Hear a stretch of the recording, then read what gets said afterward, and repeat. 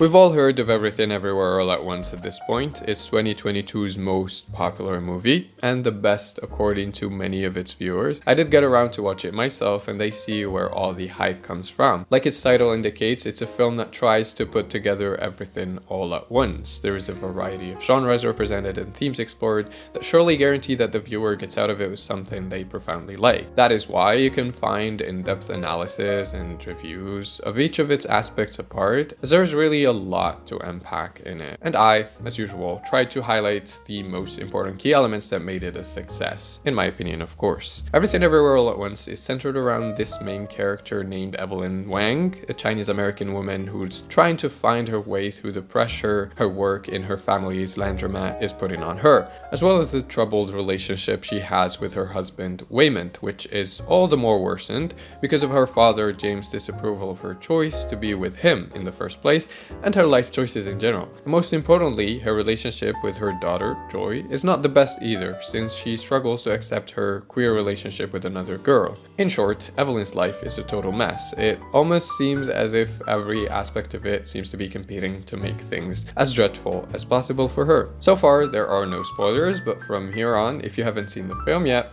what are you doing? Go watch it now and then come back, because the next part will get spoilery. Until here, we basically summed up the initial setting for the story, which we're exposed to in the very first few scenes. It was very captivating and expressive, as it not only introduced us to the main character and her environment and struggles, etc., but also captured what it feels like to be in her shoes. We're not only just observing her from afar, but we're technically feeling the stress that she's under. We get introduced to Evelyn surrounded by all of those tax papers and random things scattered everywhere, and overall stuffy and messy office. Even the sounds we hear are anxiety inducing. We're also immediately provided with a demonstration of the intense family dynamics. Everything in the first few minutes was utilized to communicate that. For instance, this one shot of Joy alone can tell us a lot, and will hold true for the rest of the film. In this opening, the camera keeps moving between Evelyn's debate with Joy, her dealing with her customers, the washing machines, Waymond dancing with a random dude, the security cameras, and her father, etc., etc. We see her multitasking and code switching, and the whole scene feels very chaotic and almost suffocating, even for us as an audience, to just watch. And because of that, by the end of it, we, like Evelyn, wish to find a way out of it all. And so when she arrives at the IRS building and meets Alpha Waymond for the first time, I found myself rooting for her to listen to whatever he was asking her to do, just to get away from the mess that she lives in right now. The feeling got all the more intense when she met Deidre, the rude and intimidating tax auditor whose mere presence and demeanor adds more pressure on everyone in the room, that it only makes sense to wish to be pulled out of it all and get thrown into another universe. And well, that's kind of what happens, and it feels satisfying. The multiverse has always been a fascinating concept to me. I personally haven't seen many works where it's been implemented beyond Into the Spider-Verse and Rick and Morty, two works which I absolutely love, so I don't fall with the crowd that may see it as too unoriginal and tired. I'm not tired of it yet, but still, I could see that the way it was utilized in this film was brilliant and very unique. All the weird things that you have to do to move to a different universe sometimes offered some sort of comedic effect. It was hilarious, sometimes it was suspenseful, and sometimes disturbing and extremely painful. Yes, I'm talking about the paper cut scene. In the very beginning, we get a clear idea on how absurd it can be and what a huge sacrifice it should be, since the first thing Evelyn has to do to jump verse is to sincerely confess her love to Deidre, of all people.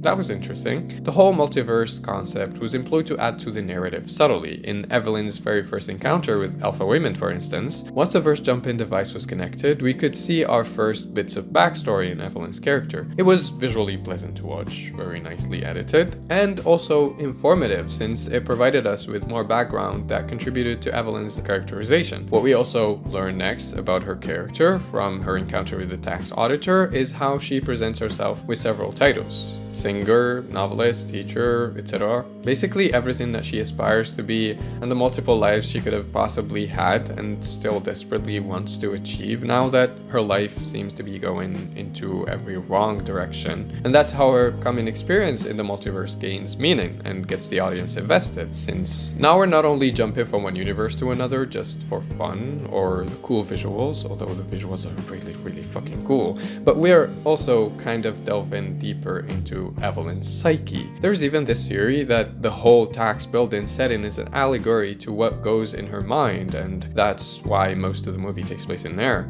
And that makes sense considering how Evelyn goes into this whole journey fighting what could be seen as destructive ideas in her mind that she needs to unlearn. But since the whole journey also heavily impacts other characters like Joy and Waymond, this theory might not be all that accurate. The whole idea of the multiverse, though, serving as a vehicle for reflection and self-discovery may be a simple and obvious route to take, but I appreciate it so much when narratives are connected and just click and make sense that way. Jump versing with Evelyn and taking a peek through her other lives was quite the journey, as it leaves her, along with the viewers, with many conflicted emotions. If there's anything this film tries to keep prevalent throughout the whole thing, it is this overwhelming sensation we constantly feel in everything, including Evelyn's thoughts on her life choices and feelings towards others. At first, it may have looked simple to her. She took a peek at her life as a successful Kung Fu master, where she seemed to have it all, and based on that, it was easy to come to the simple conclusion that her life without her husband would have been so much better. The moment she said that to Waymond, it hit hard and was painful to hear, but sounded very reasonable from that perspective. As she verse jumps further, however, she figures things are not as simple as they might seem at first glance, and realizes that every little turn can lead her life to directions that are layered and complex in their own ways. When she sees that Waymond was equally successful without her in his life, and that even then, not everything was perfect for her in that universe either. Meanwhile, as much as she may despise Deirdre, there's a world out there where she's in a romantic relationship with her, even if it's a world where they have hot dogs for fingers. Evelyn's most conflicted feelings were towards her daughter Joy, though. From the moment she finds out her alpha version is the famous Jobu Tupaki herself, that's when the film starts taking an even more chaotic direction, both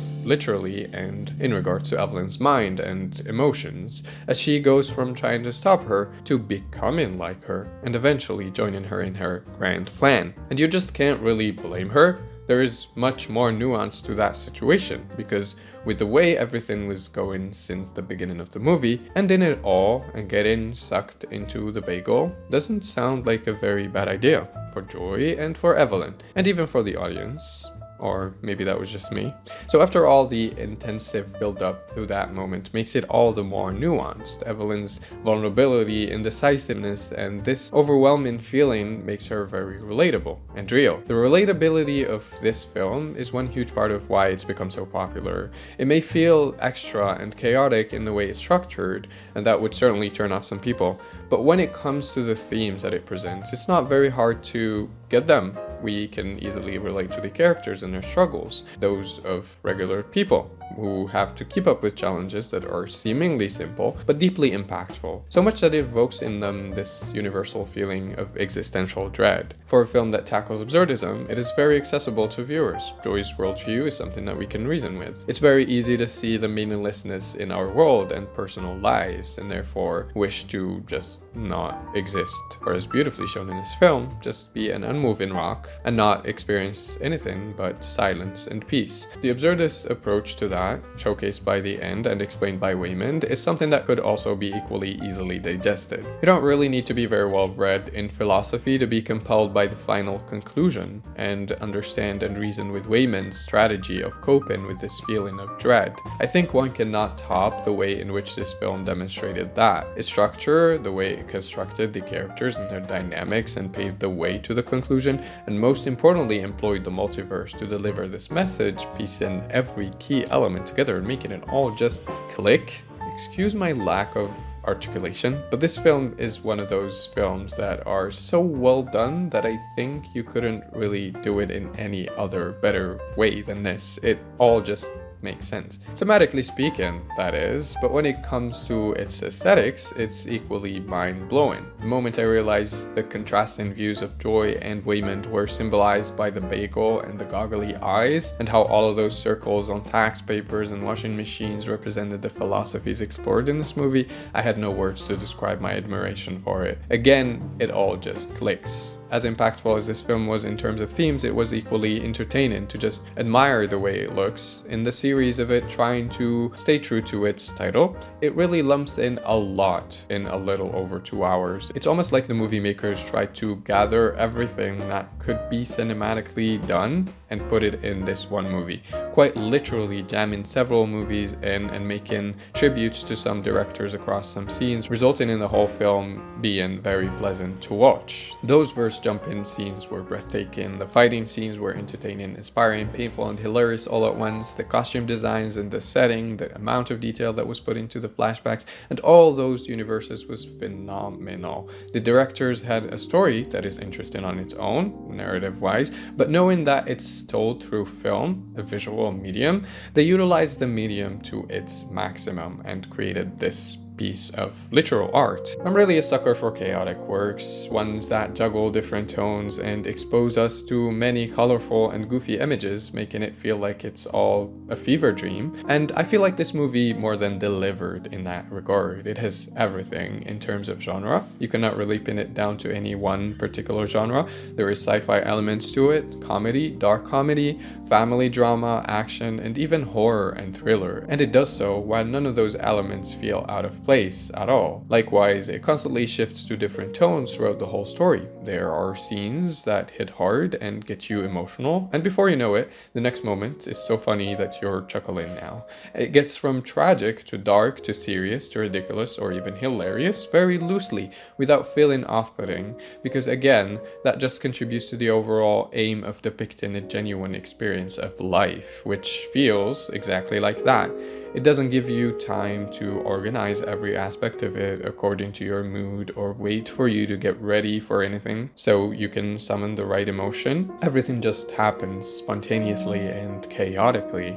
If we take a step back and take a look from afar, none of it really makes any sense. But we still can, as Waymond suggested, choose the good side of it, a side that is meaningful to us, and ignore the rest, so we can survive through everything. If you stuck around until here, thank you so much for watching, I really appreciate it. Feel free to share your thoughts down below in the comments on this film, and subscribe to the channel if you like the content here. Goodbye, and see you in another video.